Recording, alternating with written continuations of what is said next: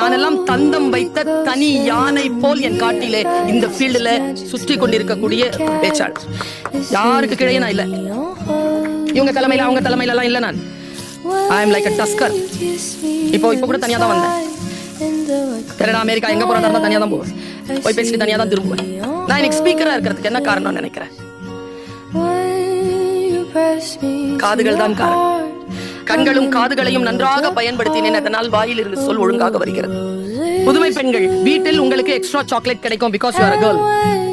சமூகத்தில் யாரும் extra chocolate கொடுக்க மாட்டார்கள். கொடுத்தால் அதற்கு பின்னால் வேறு நோக்கம் இருக்கும். பொதுவெளியில் குறைவாக பேசுங்கள். எங்கே பேச வேண்டுமோ அந்த இடத்தில் பேசுங்கள். யாரையும் முன்முடிவுகள் ஜட்ஜ்மெண்டலா யாரையும் பார்க்காதீர்கள். Stay alert, be serious. பொது இடங்கள்ல stay serious my dear girls. Stay serious. உங்களுடைய உடை, உங்களுடைய வாய், உங்களுடைய கண்கள், உங்களுடைய பாடி லாங்குவேஜ் அப்படி வச்சிருங்க. It is your weapon.